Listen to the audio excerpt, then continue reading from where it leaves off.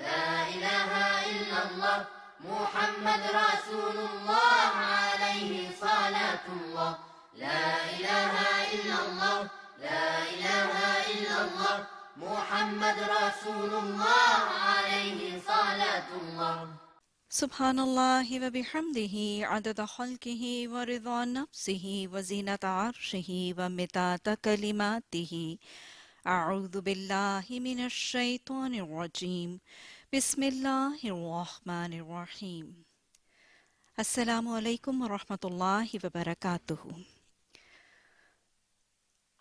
اللہ سبحانہ تعالیٰ نے سورہ البقرہ کی آیت نمبر 186 میں فرمایا وَإِذَا سَأَلَكَ عِبَادِي أَنِّي فَإِنِّي قَرِيبٌ أُجِيبُ دَعْوَةَ الدَّاعِ إِذَا دَعَانِ فَلْيَسْتَجِيبُوا لِي وَلْيُؤْمِنُوا بِي لَعَلَّهُمْ يَرْشُدُونَ کہ جب تمہیں میرے بندے میرے بارے میں پوچھیں تو انہیں بتا دو کہ میں قریب ہوں۔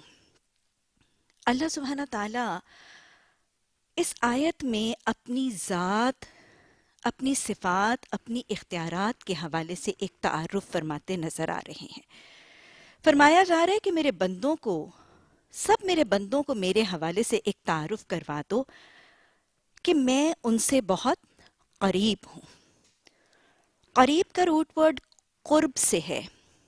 قریب اس چیز کو کہتے ہیں جو مبالغے کی حد تک قرب رکھنے والا ہو۔ تو اللہ سبحانہ تعالیٰ اس آیت میں فرما رہے ہیں کہ میں اپنے بندے کے بہت زیادہ قریب ہوں۔ اس آیت سے اس رب کے قرب کا احساس تو ہوتا ہے، لیکن وضاحت سے اس چیز کا اندازہ نہیں ہوتا، اور اس کا صحیح اندازہ حدیث مبارکہ کے الفاظ سے ہوتا ہے، جس میں آپ صلی اللہ علیہ وسلم نے فرمایا کہ اللہ سبحانہ تعالیٰ فرماتے ہیں کہ میں اپنے بندے کی شہرگ سے بھی زیادہ قریب ہوں۔ کوئی ایک بات تو یاد رکھیے کہ قرآن کی آیات کی تشریح، ان کی توضیح، ان کی وضاحت، ان کے معانی اور ان کے مفہوم کی سمجھ اور فہم بہت زیادہ آسان ہے اگر اس کو حدیث اور سنت اور سیرت کے ساتھ ملا کر سمجھنے کی کوشش کی جائے۔ انی قریب کی وضاحت میں تمہاری شہرگ سے بھی زیادہ قریب ہوں، اور یہ میرا خیال ہے آپ سبھی جانتے ہیں کہ ہمارے جسم کے سارے اعضاء میں سے ہمارے دل، ہمارے دماغ، ہمارے ذہن کے سب سے نزدیک جو حصہ ہے وہ ہمارا شہرگ ہی کا حصہ ہے۔ تو اللہ نے فرمایا کہ میرے بندوں کو میرے بارے میں بتا دو کہ میں بہت ہی قریب ہوں۔ اور پھر قریب ہونے کے بعد اللہ سبحانہ تعالیٰ نے اپنی ایک اور صفت کا حوالہ بھی دیا، کیونکہ ضروری نہیں کہ جو شخص قریب ہو وہ بات کیے جانے یا حاجت بتائے جانے یا مسئلہ بتائے جانے پر سننے والا اور جواب دینے والا بھی ہو۔ بسا اوقات ایک شخص جو بہت ہی قریب ہوتا ہے، پوزیشن میں ہمارے قریب ہوتا ہے، یا بہت ہی ہمارے رشتے میں، ہمارے تعلق میں، ہمارے محبت میں ہم سے بہت قریب ہوتا ہے، بسا اوقات وہ قریب ہونے کے باوجود سن نہیں رہا ہوتا۔ ہم نے بہت دفعہ یہ چیز آبزرو کی ہوگی کہ ہمارے بچوں میں سے بچے بالکل ہمارے قریب ہی بیٹھے ہوتے ہیں، لیکن بس وہ اپنے آئی فون پہ لگے ہیں، اپنے آئی پیڈز پہ لگے ہیں، اور ہمارے کہنے کے باوجود وہ ہماری بات سن نہیں رہے ہوتے، جواب دے نہیں رہے ہوتے۔ ہماری کوئی بہن، ہمارا کوئی بھائی رشتے میں ہم سے بہت قریب، تعلق میں ہم سے بہت قریب، پوزیشن میں ہم سے بہت قریب ہونے کے باوجود اپنے حساب کتاب میں بسا اوقات ایسے محب اور مصروف عمل ہوتا ہے کہ ہمارے بتانے کے باوجود وہ ہماری بات کو سنتے بھی نہیں ہیں، اس کا جواب بھی نہیں دیتے۔ تو اللہ سبحانہ تعالیٰ نے فرمایا کہ میں قریب بھی ہوں، اور قریب ہونے کے ساتھ ساتھ میں کیا کرتا ہوں، اجیب دعوت الداعی اذا دعانی، کہ جب کوئی پکارنے والا مجھے پکارتا ہے تو میں اس کی پکار کا جواب بھی دیتا ہوں۔ گویا رب قریب بھی ہے اور مجیب بھی ہے۔ اور پھر اللہ سبحانہ تعالیٰ نے اسی آیت میں اپنے جواب دینے اور اپنی دعا کی قبولیت کے حوالے سے ایک نسخہ بتا دیا، وَلْيَسْتَجِيبُوا لِي وَلْيُؤْمِنُوا بِي لَعَلَّهُمْ يَرْشُدُونَ، کہ اگر تم چاہتے ہو کہ تمہاری دعائیں قبول ہوں، میں تمہاری دعاؤں کا جواب دوں، تو پھر کیا کیا کرو، تم میرے احکامات کا جواب دیا کرو، ان کو رسپونڈ ریسیپروکیٹ کیا کرو، ان کو قبول کیا کرو، اور میرے احکامات پر ایمان لایا کرو۔ تو گویا اسی آیت میں اللہ سبحانہ تعالیٰ نے پھر قبولیت دعا کے دو نسخے بھی بتا اور سمجھا دیے۔ رحمان رب یہ بتا رہا ہے کہ میں تمہارے قریب ہوں، جب جہاں جو جس وقت مجھے پکارتا ہے میں اس کی دعا کا پکار کا جواب دیتا ہوں۔ دعا ہمارے رحمان رب کے احسانات میں سے ایک بہت بڑا احسان ہے، بہت بڑا کرم، بہت بڑا فضل اور ایک بہت بڑا انعام ہے۔ وہ رحمان رب جو ہمارا خالق ہے، ہمارا مالک ہے، ہمارا رازق ہے، ہمارا رب ہے، ہمیں تخلیق کرنے کے بعد انسان کو وہ اس دنیا میں بساتا ہے، آباد کرتا ہے، اس کی ضروریات زندگی، اس کی ریکوائرمنٹس اور نیسیسٹیز آف لائف اسے فراہم کرتا ہے، اس کا کھانا، پینا، لباس، اس کا اوڑھنا، اس کا گھر بار، اولادیں، رزق، مال، عزت، ساری ضروریات زندگی، ہوا، پانی، مٹی، ساری چیزیں اسے فراہم کرتا ہے، اور پھر وہ رحمان اس کے آن ٹاپ آف اٹ فرما دیتا ہے کہ اب یہاں پہ رہو، یہاں پہ بسو، کھاؤ پیو، لیکن اب اس کے بعد بھی اگر تمہیں کبھی کسی وقت کسی جگہ کسی حالت میں کسی کو کسی چیز کی ضرورت ہو تو مجھے پکار لینا۔ آسمان کے دروازے تمہاری ندا کے لیے کھول دیے جائیں گے اور تمہاری دعا اور تمہاری حاجت مجھ تک پہنچا دی جائے گی۔ یہ ہے میرا رحمان رب، جس نے اپنے ہر بندے کے لیے دعا کا دروازہ کھول دیا۔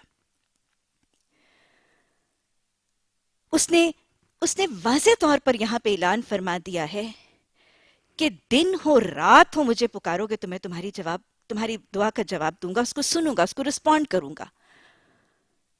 اور یاد رکھیے گا راتوں کی دعاؤں کو تو وہ دن کی دعاؤں سے بھی بڑھ کے قبول کرتا ہے۔ حالانکہ آپ دیکھیں کہ رات کو پکارنا، اگر کوئی بچہ تک دودھ پیتا بچہ بھی ماں کو 2 سے 3 سے 4 چوتھی دفعہ پکارتا ہے تو وہ ماں جھنجھلا اٹھتی ہے، لیکن رب رحمان کہتا ہے کہ دن کو پکارو، رات کو پکارو، صبح پکارو، شام کو پکارو، گرمی، سردی، طوفان، جاڑا، کسی حالت میں کوئی امیر، کوئی غریب، کوئی بیمار، کوئی صحت مند، کوئی مالک، کوئی غلام، کوئی حاکم، کوئی محکوم، کوئی بوڑھا، کوئی جوان، کوئی عورت، کوئی مرد، کوئی کالا، کوئی گورا، کسی حالت میں جب مجھے پکارے گا تو میں اس کی دعا سنوں گا اور پھر میں اس کی دعا کا جواب اور پکار کا جواب دوں گا۔ یہ میرے رحمان رب کا بہت بڑا انعام ہے۔ دعا میرے رب کا احسان بھی ہے، میرے رب کا انعام بھی ہے، اس کا کرم اور فضل بھی ہے، اور یہ یاد رکھیے گا کہ دعا عبادت بھی ہے۔ دعا کو اس رحمان رب نے عبادت کا درجہ بھی نوازا ہے۔ حضرت نعمان بن بشیر رضی اللہ تعالیٰ عنہ کی روایت سے حدیث کے الفاظ آتے ہیں، ان الدعاء هو العبادہ، کہ دیکھو اس میں شک کوئی نہ کرنا کہ بے شک دعا جو ہے وہ عبادت ہے۔ دعا عبادت کیسے ہے؟ آپ دیکھیں کہ جب ایک بندہ اللہ سبحانہ تعالیٰ کے سامنے اپنے حاجت، اپنے مسائل، اپنے دکھ، اپنی پریشانیاں بیان کرتا ہے تو وہ یہ اعتراف کر رہا ہو اللہ کی ذات، اس کی صفات، اس کے اختیارات، اس کے قدرت کاملہ کا اعتراف کر رہا ہوتا ہے کہ تو ہی دور کرنے والا ہے، تو ہی غم مٹانے والا ہے، تو ہی حاجتیں پوری کرنے والا ہے۔ یہ اعتراف ہی دعا کو عبادت بنا دیتا ہے۔ ان الدعاء هو العبادہ، اور یاد رکھیے گا یہ صرف عبادت نہیں ہے، دعا یہ عبادت کا مغز بھی ہے، یہ حدیث بتاتی ہے۔ اور صرف عبادات کا مغز نہیں، حدیث ہی میں آتا ہے کہ یہ افضل عبادت بھی ہے۔ حضرت ابو ہریرہ رضی اللہ تعالی عنہ کی روایت سے حدیث کے الفاظ ہیں، لیس شیء اکرم الی اللہ من الدعاء، اللہ سبحانہ تعالیٰ کے نزدیک دعا سے زیادہ عزت والی اور فضیلت والی چیز اور کوئی نہیں ہے۔ اور حدیث مبارکہ ہی ہمیں خبر دیتی ہے کہ بہترین تحفہ جو ایک مومن، ایک مسلمان اپنے مسلمان بھائی کو بہترین تحفہ دے سکتا ہے وہ بھی دعا ہی کا تحفہ ہے۔ اور حضرت سلمان فارسی کی روایت سے حدیث کے الفاظ آتے ہیں کہ آپ صلی اللہ علیہ وسلم نے فرمایا کہ تقدیر کو نہیں بدل سکتی کوئی چیز مگر دعا، اور کتنا اور کیسے بدلتی ہیں۔ حضرت عبداللہ بن عمر رضی اللہ تعالی عنہ کی روایت سے حدیث کے الفاظ ہیں ترمذی شریف میں کہ رسول اللہ صلی اللہ علیہ وسلم نے فرمایا، ان الدعاء ينفع مما نزل ومما لم ينزل، کہ دعا نفع دیتی ہے، فائدہ دیتی ہے ہر اس چیز سے جو اتر چکی ہے اور اس چیز سے جو ابھی نہیں اتری.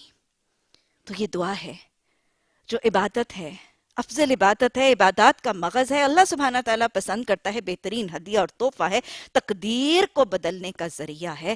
اور حدیث مبارکہ میں حضرت عبداللہ بن عمر رضی اللہ تعالیٰ عنہ کی روایت سے ہی حدیث کے الفاظ آتے ہیں کہ آپ صلی اللہ علیہ وسلم نے فرمایا کہ اللہ سبحانہ تعالیٰ جس پر اپنی رحمت اور برکتیں نازل فرمانا چاہتے ہیں اس کو دعا کی توفیق عطا فرما دیتے ہیں. اللہ ہمیں ان خوش نصیبوں میں سے بنا دے. حضرت ابو ہریرہ کی روایت سے حدیث کے الفاظ آتے ہیں کہ آپ صلی اللہ علیہ وسلم نے فرمایا ان اللہ حی وقریم یستحیی من عبدہ اذا رفع یدیہ الیہ، کہ تمہارا رب، اس میں کوئی شک کی بات ہی نہیں کہ تمہارا رب بہت حیا والا ہے، بہت عزت والا ہے. اور جب اس کا بندہ اس کی طرف اپنے ہاتھ دعا کے لیے اٹھاتا ہے تو اسے حیا آتی ہے. گویا خالی ہاتھ لوٹاتے اس رب کو حیا آتی ہے. وہ مالک الملک و احکم الحاکمین ہم جیسا ایک حقیر سا نکتہ جب اس سے دعا مانگتا ہے، اسے حاجت کے لیے پکارتا ہے تو اسے خالی ہاتھ لوٹاتے حیا آتی ہے. اور حضرت ابو ہریرہ رضی اللہ تعالی عنہ کی روایت سے ترمذی میں حدیث کے الفاظ ہیں انہو من لا یسأل اللہ، انہو جو شخص من لا یسأل اللہ یغضب علیہم، وہ شخص جو اللہ سے دعا نہیں کرتا اللہ اس پر غضبناک ہوتا ہے، اللہ کو اس پر غصہ آتا ہے. یہ ہے دعاؤں کی اہمیت اور یہ ہے دعا کرنے کی ضرورت. ہمارا رب رحیم ہے، رحمان ہے. رحیم وہ رب ہے جو دعا مانگنے سے خوش ہوتا ہے، اور رحمان اس کے رحم کے مبالغے کا وہ تقاضا ہے کہ وہ نام مانگنے سے خفا ہو جاتا ہے، غضبناک ہو جاتا ہے اور روٹھ جاتا ہے. اسی لیے اللہ سبحانہ تعالیٰ نے سورہ مومن کی آیت نمبر 60 میں حکم دے دیا. اللہ نے فرمایا وَقَالَ رَبُّكُمُ ادْعُونِي وَقَالَ رَبُّكُمُ ادْعُونِي أَسْتَجِبْ لَكُمْ الَّذِينَ يَسْتَكْبِرُونَ عَنْ عِبَادَتِي سَيَدْخُلُونَ جَهَنَّمَ دَاخِرِينَ. تمہارا رب کہتا ہے کہ مجھے پکارا کرو، میں تمہاری دعا کا جواب دوں گا. اور اس کے برعکس وہ لوگ جو میری عبادت یعنی اس دعا کی عبادت سے تکبر کرتے ہیں، منہ موڑتے ہیں، ان کو عنقریب میں جہنم میں ذلیل و خوار کر کے داخل کر دوں گا. یہ ہے وہ دعا کا نسخہ. اس رب کو راضی کرنے کے لیے، اپنی حاجتیں بیان کرنے کے لیے، اس کی عبادت کرنے کے لیے، افضل عبادت کرنے کے لیے، عبادات کا مغز پانے کے لیے، بہترین تحفے دینے کے لیے، تقدیروں کو بدلنے کے لیے، اس کی رحمت برکتیں سمیٹنے کے لیے کثرت سے دعائیں کریں. کثرت سے دعائیں کریں، اٹھتے بیٹھتے چلتے پھرتے ہر حال میں اس کی عبادت کے غرض سے اور اپنی حاجتوں کی تکمیل کے لیے اس کے سامنے جھولی پھیلائیں، گڑ گڑائیں، عاجزیاں کریں.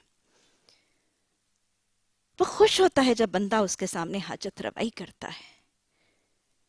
اور پھر یہ بھی تو سوچیں دعا کیوں نہ کی جائے اور دعا میں کمی کیوں ہو؟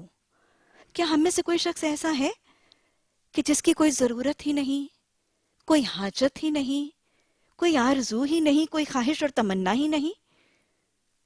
حالانکہ حال تو یہ ہے کہ وہ جو کہا گیا نا کہ ہزاروں خواہشیں ایسی کہ ہر خواہش پہ دم نکلے. پھر ذرا سوچیں کہ ہم میں سے کوئی ایسا ہے کہ جس کے معاملات میں، جس کی دنیا کی زندگی میں کوئی غم، دکھ، پریشانی، کوئی بیماری، کوئی مشکل، کوئی آفت آئی ہی نہیں، یا کسی غم، دکھ، پریشانی میں مبتلا ہی نہیں. یا یہ کہ یہ دیکھیں کہ ہم میں سے کوئی ایسا ہے کہ جس کے کوئی گناہ ہی نہیں جو بخشائے جانے کے لائق ہوں. تو جب حاجتیں، آرزوئیں، تمنائیں بھی دل میں امڑ رہی ہیں، جب دکھ، پریشانیاں، غم، تکلیفیں اور مسائل اور بیماریاں بھی گھیرے ہوئے ہیں، اور جب ایک گناہوں کا انبار بھی موجود ہے، تو پھر دعائیں کریں، کثرت سے کریں، ہر وقت کریں. دعائیں کیا کریں، کثرت سے کیا کریں، اپنی دنیا کے لیے بھی، آخرت کے لیے بھی. دنیا کی نعمتیں بھی مانگیں، ان نعمتوں سے زوال سے بچنے کی دعائیں بھی کریں، اب صرف دنیا ہی نہیں آخرت بھی مانگیں۔ سورہ بقرہ میں اللہ سبحانہ تعالیٰ نے فرمایا وَمِنَ النَّاسِ مَن يَقُولُ رَبَّنَا آتِنَا فِي الدُّنْيَا مَا لَهُ فِي الْآخِرَةِ مِنْ خَلَاقٍ، کہ ان میں سے کچھ ایک شخص ایسا ہے جو صرف دنیا ہی مانگتا ہے، تو اللہ نے فرمایا اس کے لیے آخرت میں کوئی حصہ نہیں۔ وَمِنْهُمْ مَن يَقُولُ رَبَّنَا آتِنَا فِي الدُّنْيَا حَسَنَةً وَفِي الْآخِرَةِ حَسَنَةً أُولَٰئِكَ لَهُمْ نَصِيبٌ مِّمَّا كَسَبُوا، لیکن اس کے برعکس انہی میں سے کچھ اور لوگ ایسے ہیں جو دنیا بھی مانگتے ہیں، آخرت کی بھلائیاں اور حسنات بھی مانگتے ہیں، اور جہنم سے نجات کی دعائیں بھی مانگتے ہیں، تو انہی کے لیے ہے جو انہوں نے اپنی زندگی میں اپنے ہاتھوں سے کسب کیا اور کمایا۔ تو دنیا بھی مانگیں اور آخرت بھی مانگیں، نیکی کی توفیق بھی مانگیں، گناہوں سے بچنے کی توفیق بھی مانگیں، حلال اور حرام کی پہچان بھی مانگیں، حدود اللہ کے تجاوز سے بچنے کی توفیق بھی مانگیں، اپنے لیے بھی مانگیں، اولادوں کے لیے بھی مانگیں، گھر والوں کے لیے بھی مانگیں، عزیز و اقارب کے لیے بھی مانگیں، تمام مسلمان مومن مردوں عورتوں کے لیے بھی مانگیں، ملک کے لیے مانگیں، ملت اسلامیہ کے لیے مانگیں، اور امت مسلمہ کے لیے مانگیں۔ ہر وقت ہر حال میں مانگتے رہیں دعائیں، وہ خوش ہوتا ہے، وہ راضی ہوتا ہے، اور آپ اس کے غضب سے بچ جانے والے خوش نصیب بن جائیں گے دعاؤں کی ان کثرت سے۔ دعا کی یہ فضیلت اور اہمیت پر بات کے بعد اب آگے اپنے بات کے سلسلہ میں ہمارا بنیادی جو مرکز اور ہم جس چیز پر توجہ رکھیں گے وہ یہ کہ دعا کے آداب اور سلیقے کیا ہیں، دعا کیسے مانگی جائے، اس کا ادب، اس کا سلیقہ کیا ہے، کن لوگوں کی، کن حالات میں، کن اوقات میں، کن اعمال کے بعد دعائیں زیادہ قبول ہوتی ہیں، اور پھر یہ بھی بات ہوگی کہ کون سی حالتیں، کون سے عمل، کون سے رویے دعاؤں کی قبولیت میں رکاوٹ بن جاتے ہیں۔ تو سب سے پہلے بات کریں کہ دعا کے آداب کیا ہیں۔ دعا کے آداب میں سب سے پہلا ادب کہ دعا خالصتاً اللہ سے مانگی جائے گی۔ اللہ سبحانہ تعالیٰ نے سورہ الرعد کی آیت نمبر 14 میں فرمایا وَلَهُ دَعْوَةُ الْحَقِّ، اس ہی ذات کے لیے صحیح پکارنا حق ہے، اللہ کے علاوہ کسی اور کو پکارنا جائز نہیں ہے، وہ شرک ہے۔ سورہ فاتحہ میں جب ہم قبلہ روح ہو کے ہاتھ باندھ کے اپنے رقو کی کیفیت میں کیا کہتے ہیں ایاک نعبد و ایاک نستعین، تو یہ بھی بنیادی طور پر ایک وعدہ اور ایک معاہدہ ہوتا ہے کہ ہم اللہ تیرے علاوہ کسی اور سے حاجت روائی اور دعا کے لیے جھولی پھیلانے کا طریقہ اختیار نہیں کریں گے۔ یہ انسان کا وعدہ ہے اللہ سے۔ تو دعوت اور دعا صرف اور صرف اللہ ہی سے ہوگی۔ اللہ سبحانہ تعالیٰ نے سورہ اعراف کی آیت نمبر 5 میں فرمایا وَمَنْ أَضَلَّ مِمَّنْ يَدْعُو مِن دُونِ اللَّهِ، اس شخص سے زیادہ بھٹکا ہوا کون ہوگا جو اللہ کے علاوہ دوسروں کو پکارتا ہے۔ تو گویا اللہ سبحانہ تعالیٰ کے علاوہ دوسروں کو پکارنا اور حاجت روائی یا کے الفاظ کے ساتھ اللہ کے علاوہ کسی اور ذات کو پکارنا، یہ کیا ہے؟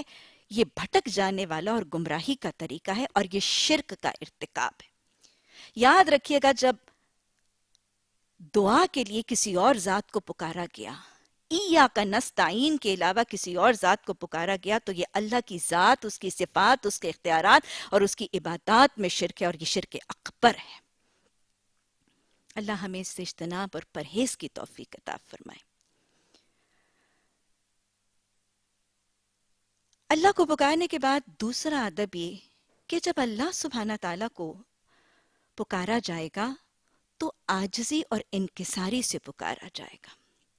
دعا میں عاجزی اور انکساری لازم ہے۔ آپ دیکھیں کہ دنیا کے لوگوں سے، کسی انسان سے ہم اپنی کوئی ضرورت، کوئی حاجت یا اس سے کوئی چیز مانگتے ہیں تو کتنے ادب سے، کتنے احترام سے اور کتنی نرمی اور محبت سے مانگی جاتی ہے نا۔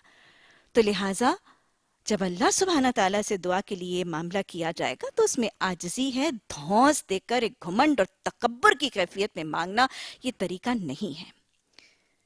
اسی طرح دعا میں یہ بھی یاد رکھیے گا کہ دعا میں عاجزی اور انکساری بھی لازم ہے۔ اللہ سبحانہ تعالیٰ نے سورہ الاعراف کی آیت نمبر 55 میں حکم دیا ادعوا ربکم، ایک تو یہ کہ تم اپنے رب کو پکارو، ادعوا ربکم تضرعا وخیفا، اپنے رب کو عاجزی کے ساتھ، خوف کے ساتھ اور گڑ گڑا کے خشوع اور خضوع کے ساتھ پکارو۔ گویا دعا کا طریقہ یہ کہ اس میں عاجزی ہوگی، انکساری ہوگا، اور پھر اس کو گڑ گڑا کے خشوع اور خضوع کے ساتھ دعا کا طریقہ اختیار کیا جائے گا۔ اور اسی میں اللہ نے آگے فرمایا انہ لا یحب المعتدین، اللہ سبحانہ تعالیٰ کو حد سے گزرنے والے پسند نہیں۔ گویا دعاؤں میں بھی حدود سے تجاوز کرنا، گناہ کی دعا کرنا، قطع رحمی کی دعا کرنا، حدود اللہ سے تجاوز کی دعا کرنا، اور پھر امر محال اور ناممکنات کی دعا کرنا، یہ بھی دعا کے آداب کے خلاف ہے۔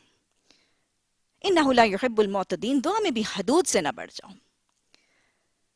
اس کے علاوہ دعا کا ایک اور ادب اور ایک اور سلیقہ حضرت ابو ہریرہ رضی اللہ تعالی عنہ کی روایت سے ترمذی شریف میں حدیث آتی ہے کہ آپ صلی اللہ علیہ وسلم نے دعا کے حوالے سے تاکید فرمائی کہ تم میں سے جب کوئی شخص دعا کرے تو اسے چاہیے، آپ نے دو باتیں بتائیں، کہ تم میں سے جب کوئی شخص دعا کرے تو اسے چاہیے کہ کامل یقین اور توجہ کے ساتھ دعا کرے، کیونکہ سنو غافل دل کی دعا قبول نہیں ہوتی۔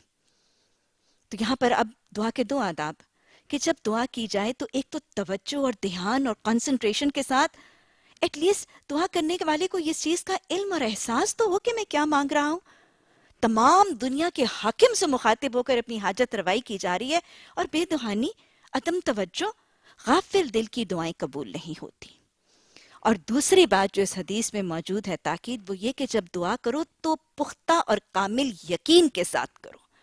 یقین کیا ہے؟ کہ میرا رب میری یہ حاجت سن رہا ہے، وہ سمیع ہے، وہ علیم ہے، وہ خبیر ہے، وہ بصیر ہے، وہ علیم بذات الصدور ہے، اور پھر وہ میری حاجت پوری کرنے کی قدرت رکھتا ہے، میری مشکل دور کرنے اور دفع کرنے کی طاقت اور قدرت رکھتا ہے، اور میرے گناہوں کی بخشش کی قدرت بھی اسی کے پاس ہے۔ یہ کامل یقین کہ وہ میری دعا قبول کرے گا، یہ بھی دعا کی قبولیت کے لیے لازم ہے۔ عدم یقین کے ساتھ اور عدم توکل کے ساتھ کی بھی دعائیں بھی قبول نہیں ہوتی۔ یقین سے کی ہوئی دعا تو کتنی بھی ناممکن کیوں نہ ہو، حضرت زکریا علیہ السلام کی دعا سے زیادہ تو ناممکن نہ ہوگی۔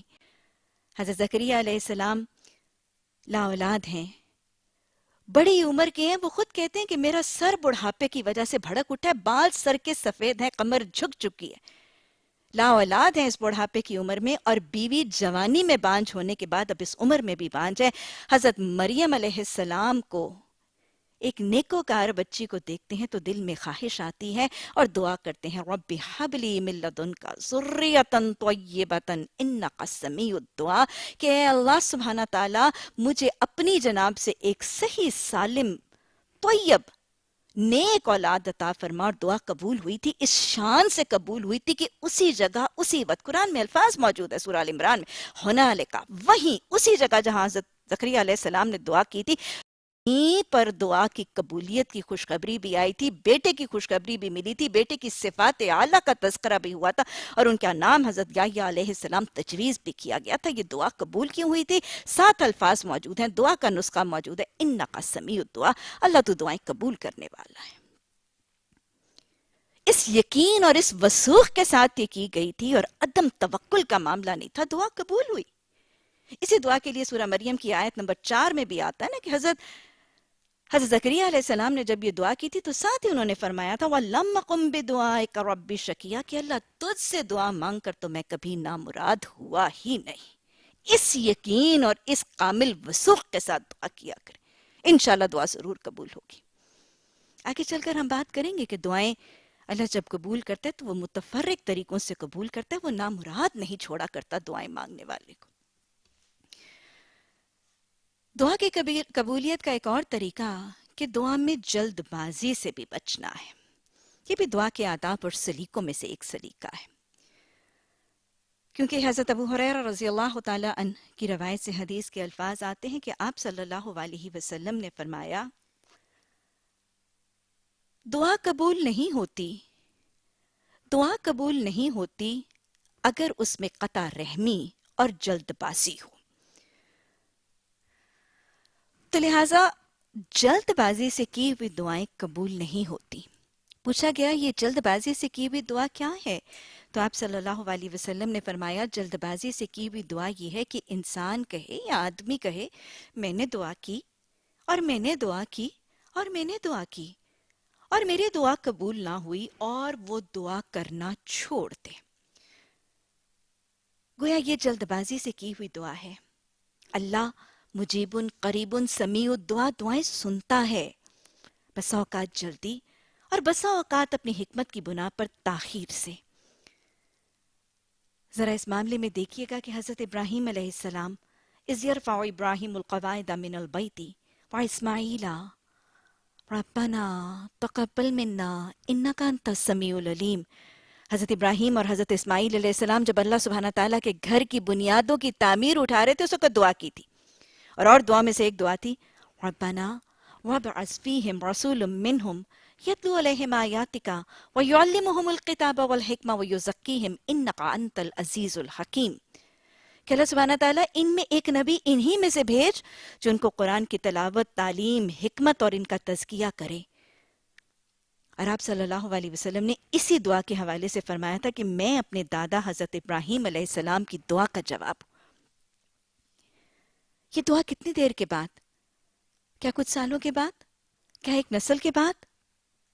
یاد رکھیے گا دعاؤں سے جلد بازی سے بچنے کے لیے یہ نمونہ یاد رکھیے گا خلیل اللہ کے حضرت ابراہیم علیہ السلام اللہ سبحانہ تعالیٰ کا گھر اپنے ہاتھوں سے تعمیر کر رہے ہیں، اتنے نیک عمل کی حالت میں اتنی خیر اور بھلائی کی دعا مانگنے کے باوجود دعا 40 نسلوں کے بعد 2500 سال کے بعد قبول ہوئی تھی۔ دعا کے آداب میں سے ایک اور ادب یہ کہ دعا ہاتھ اٹھا کر کی جا سکتی ہے اور ہاتھ اٹھائے بغیر بھی کی جا سکتی ہے۔ غزوہ بدر کے موقع کا واقعہ موجود ہے کہ نبی صلی اللہ علیہ وسلم میدان میں کھڑے، جب آپ صلی اللہ علیہ وسلم نے کفار مکہ کا اتنا بڑا 1000 کا لشکر دیکھا اور پھر نگاہ گھما کر آپ صلی اللہ علیہ وسلم نے مسلمانوں کا لشکر وہ 313 کی چھوٹی سی پونجی کو دیکھا، تو راوی کہتے ہیں کہ آپ صلی اللہ علیہ وسلم نے قبلہ رخ اپنا چہرہ موڑا اور ہاتھ اٹھا کر دعا کی۔ گویا دعا کے آداب میں سے پھر ایک ادب اور ایک سلیقہ یہ بھی ہے کہ ہاتھ اٹھا کر دعا کی جاتی ہے، اور قبلہ رخ ہو کر دعا کرنا بھی سنت رسول صلی اللہ علیہ وسلم سے ثابت ہے۔ اگر قبلے کا تعین ہو سکتا ہو تو یہ بھی آداب میں سے ایک ادب اور سلیقہ ہے۔ لیکن اس کے علاوہ حضرت عائشہ رضی اللہ تعالی عنہا کی روایت سے ہمیں پتہ چلتا ہے کہ آپ صلی اللہ علیہ وسلم اپنے نماز کے تشہد میں یعنی سلام پھیرنے سے پہلے بھی آپ صلی اللہ علیہ وسلم دعائیں، مسنون دعائیں اور قرآنی دعائیں جو ہیں وہ پڑھا کرتے تھے۔ گویا ہاتھ اٹھائے بغیر بھی دعا کرنا سنت رسول صلی اللہ علیہ وسلم سے ثابت ہے۔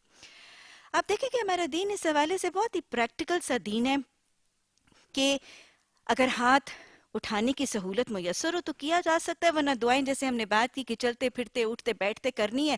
آپ کوکنگ کر رہے ہیں، بیکنگ کر رہے ہیں، ڈرائیونگ کر رہے ہیں، واشنگ کر رہے ہیں، کوئی دنیاوی کام کر رہے ہیں اور امور اور معاملات میں مصروف ہے، لیکن ساتھ ساتھ زبان پر دعا ہے، تو اس کے لیے اگر ہاتھ نہ بھی اٹھائے جائیں تو یہ دعا کے ادب کے خلاف نہیں ہوگا۔ دعا کے آداب اور سلیقے میں سے ایک اور سلیقہ کہ دعا بہت سیدھے سادے کلیئر کٹ 2 ٹوک عام فہم انداز میں کرنی پسندیدہ ہے۔ کوئی تصنع، کوئی بلاوٹ، کوئی شاعرانہ انداز، کوئی گاہ گاہ کے دعائیں کرنی اور ایک آرٹیفیشل سا طریقہ اپنانا یہ دعا کا ادب اور سلیقہ نہیں ہے اور آداب کے برخلاف ہے۔ دعا کے الفاظ کو دہرانا، یہاں تک کہ نبی صلی اللہ علیہ وسلم سے ایک دعا کو 3 دفعہ اس کے الفاظ کو دہرانا بھی آداب میں شامل ہے۔ نبی صلی اللہ علیہ وسلم کی حدیث کے الفاظ حضرت انس بن مالک رضی اللہ تعالیٰ عنہ کی روایت سے ہے کہ آپ نے فرمایا کہ جو شخص 3 بار جہنم سے نجات کی دعا کرتا ہے تو جہنم اس کے حق میں سفارش یا شفاعت کرتی ہے۔ اسی طرح جو شخص 3 دفعہ جنت میں داخلے کی دعا کرتا ہے تو جنت اس کے لیے جنت میں داخلے کی دعا کرتی ہے۔ تو لہٰذا دہرا کر ریپیٹ کر کے دعا کرنا بھی سنت کے طریقے میں نظر آتا ہے. دعا کرنی ہے ہر حال میں، کوئی چھوٹی کوئی بڑی کسی بھی مسئلے کی دعا ہے وہ سنت سے کرنا، نبی صلی اللہ علیہ وسلم کی اللہ ہی سے مانگنا سنت سے ثابت ہے. دعا کے اختتام پر آمین کہنا بھی مسنون ہے، اور دعا ہی کے آداب میں ہے کہ اپنے لیے بھی کی جائے اور اپنے علاوہ دوسروں کے لیے بھی کی جائے. اور ہمیں حدیث سے اور سنت سے یہ پتہ چلتا ہے کہ آپ صلی اللہ علیہ وسلم نے یہ فرمایا کہ پہلے اپنے لیے دعا کرو اور پھر دوسروں کے لیے دعا کرو. تو لہٰذا یہ دعا کے کچھ آداب اور دعا کے کچھ سلیقے. اب مختصراً یہ دیکھ لیجئے کہ ہمیں حدیث کے حوالے سے کچھ ایسے کلمات، کچھ ایسی تسبیحات اور کچھ ایسے قرآن کی آیات کا حوالہ ملتا ہے کہ جن کو اگر دعا سے پہلے ادا کیا جائے تو وہ دعا کی قبولیت کا ذریعہ اور وسیلہ بنتی ہیں. مثلا آپ صلی اللہ علیہ وسلم نے تہجد کے اوقات کے حوالے سے حدیث مبارکہ میں فرمایا کہ جب کوئی شخص صبح اٹھتا ہے اور کیا کہتا ہے؟ تیسرا کلمہ سبحان اللہ والحمد للہ ولا الہ الا اللہ واللہ اکبر ولا حول ولا قوة الا باللہ العلی العظیم. اور کیا کہتا ہے؟ لا الہ الا اللہ وحدہ لا شریک لہ لہ الملک ولا الحمد ولا ویحیی ویمیت وہو علی کل شیء قدیر. اور پھر وہ کہتا ہے اللہم اغفر لی، یعنی وہ تیسرا کلمہ، چوتھا کلمہ پڑھ کر اللہ سے اپنی بخشش یا کوئی اور دعا مانگتا ہے تو آپ نے فرمایا اس کی دعا قبول ہوتی. گویا دعا سے پہلے اللہ کی حمد و ثنا کرنا، پاکی اور بڑائی بیان کرنا، وہ تسبیحات کی شکل میں تیسرا کلمہ ہے، چوتھا کلمہ ہے، یہ دعاؤں کی قبولیت کا ذریعہ بنتا ہے. اسی طرح حدیث مبارکہ میں ہے آپ صلی اللہ علیہ وسلم نے فرمایا کہ مجھے وہ 2 نور دیے گئے ہیں جو مجھ سے پہلے کسی کو نہیں دیے گئے. اور یہ وہ 2 نور کون سے ہیں؟ سورہ فاتحہ اور سورہ البقرہ کی آخری 2 آیات. اور آپ نے فرمایا کہ ان کو پکار کر اگر کوئی شخص دعا مانگے گا تو اس کی دعا رد نہیں ہوگی. تو گویا تیسرا کلمہ، چوتھا کلمہ، اللہ کی حمد و ثنا کے لیے سورہ فاتحہ اور سورہ البقرہ کی آخری 2 آیات یہ دعا کی قبولیت کے امکان کو بڑھا دینے والے کلمات ہیں. اسی طرح محمد صلی اللہ علیہ وسلم پر درود بھیجنے کی تاکید بھی حدیث میں موجود ہے. آپ صلی اللہ علیہ وسلم کے ایک ساتھی نے آپ صلی اللہ علیہ وسلم سے سوال کیا، یا رسول اللہ صلی اللہ علیہ وسلم، کیا میں اپنی دعا کا 1/3 حصہ درود کو بنا لوں؟ آپ نے فرمایا جیسا تم چاہو، لیکن اگر تم بڑھا لو تو تمہارے لیے بہتر ہے. پھر اس نے کہا کہ کیا میں اپنی دعا کا آدھا حصہ؟ پھر فرمایا کہ کیا میں اپنی دعا کا 2/3 حصہ؟ اور یوں وہ اپنی دعا کی تعداد میں اپنے درود کی جو شرح ہے اس کو بڑھاتے ہوئے لگاتار سوال کرتے جا رہے تھے. اور آپ بار بار یہی دہرا رہے تھے کہ جیسا تم چاہو، لیکن اگر تم بڑھا لو تو تمہارے حق میں بہتر ہے. یہاں تک کہ صحابی نے آپ صلی اللہ علیہ وسلم سے یہ سوال کیا، یا رسول اللہ صلی اللہ علیہ وسلم کیا میں اپنی ساری ہی دعا درود بنا لوں؟ آپ نے فرمایا یہ تمہارے لیے بہترین ہے. اور آپ ضرور یہ جانتے ہوں گے اور اس حقیقت کو آپ نے زندگی کے بسا موقعوں پر یہ محسوس بھی کیا ہوگا کہ بسا اوقات ایسے حالات اور ایسی سچویشن اور ایسے سٹیٹ آف افیئرز، بس اوقات کوئی ایسا دکھ، کوئی ایسا غم، کوئی ایسی پریشانی کی کیفیت میں انسان مبتلا ہوتا ہے کہ اس وقت دعا بھی نہیں مانگی جاتی اور دعا کے الفاظ بھی زبان پر نہیں آتے، اور بس اوقات سمجھ بھی نہیں آ رہی ہوتی کہ اس وقت مانگا کیا جائے. اس وقت کیا کرنا ہے؟ اپنی ساری دعا کو صرف درود ہی پر مشتمل کر لیجئے. وہ رب دلوں کے راز جاننے والا ہے، علیم بذات الصدور ہے، لہٰذا معاملات کو اس کے حوالے کر کے اس کے حبیب صلی اللہ علیہ وسلم پر درود بھیجنا ہی اس وقت دعا کی قبولیت کا ذریعہ اور وسیلہ بن جائے گا. اسی طرح اللہ سبحانہ تعالیٰ نے قرآن میں خود فرمایا وَلِلَّهِ الْأَسْمَاءُ الْحُسْنَى فَادْعُوهُ بِهَا، کہ اللہ سبحانہ تعالیٰ کے لیے بہت ہی خوبصورت صفاتی نام ہے، تو لہٰذا تم اس کو انہی ناموں سے پکارا کرو. تو اس حوالے سے جب دعا کریں تو اللہ سبحانہ تعالیٰ کے صفاتی ناموں کے ساتھ اس کی پاکی، اس کی تسبیح کرنا، یہ بھی دعا کی قبولیت کا ذریعہ ہے. اور صرف اسی طرح ہی نہیں، یہ بھی کیا جا سکتا ہے کہ اللہ سبحانہ تعالیٰ سے جو چیز مانگنی ہے اللہ کو اس کی اس صفت کا حوالہ اور واسطہ دے کر مانگی جائے. مثلا دیکھیں اگر اللہ سبحانہ تعالیٰ سے بخشش مانگنی ہے تو اسے غفور یا غافر الذنب کہہ کر پکارا جائے گا. اس سے توبہ کر رہے ہیں تو اسے قابل توب کہا جائے گا. اس سے معافی مانگ رہے ہیں عفو قدیر کہہ کر پکاریں. اس سے کوئی رزق مانگ رہے ہیں تو اسے رازق ہونے کا حوالہ دے کر واسطہ دے کر مانگیں. اس سے صحت مانگ رہے ہیں تو اسے شافی کہہ کر پکاریں. کوئی زندگی میں بے عزتی، ذلت اور رسوائی کو دور کرنے کی دعائیں مانگ رہے ہیں تو اسے المعز کہہ کر پکاریں. اولاد مانگ رہے ہیں تو خالق کہہ کر پکاریں. جو بھی مانگنا ہے اللہ سبحانہ تعالیٰ کو اس کی اس صفاتی نام کا واسطہ دے رحم مانگتے ہیں تو رحمان اور رحیم کہہ کر پکاریں. اس کے علاوہ نبی صلی اللہ علیہ وسلم نے کچھ اور کلمات، حضرت بریدہ رضی اللہ تعالیٰ عنہ، ان کی روایت سے حدیث میں آتا ہے کہ آپ صلی اللہ علیہ وسلم نے 3 سورتوں کا حوالہ دیا. آپ نے فرمایا سورہ بقرہ کی آیت الکرسی، سورہ آل عمران کی آیت نمبر 2 اور سورہ طٰہٰ کی آیت نمبر 111 میں اسم اعظم کو تلاش کرو. اور جب دیکھا جائے تو ان تینوں صورتوں کی تینوں آیات میں جو ورڈ کامن ہے وہ کیا ہے؟ یا حی یا قیوم. اور آپ نے پھر اس کے حوالے سے فرمایا کہ یہی اسم اعظم ہے. اور آپ نے اس کی فضیلت بتاتے ہوئے یہ بھی بیان فرمایا کہ جو اس کو یعنی جو اسم اعظم کو پکار کر دعا مانگے گا اس کی دعا رد نہیں ہوگی. نبی صلی اللہ علیہ وسلم کی غم اور دکھ کی اور پریشانی کے وقت کی دعا یا حی یا قیوم برحمتک نستغیث.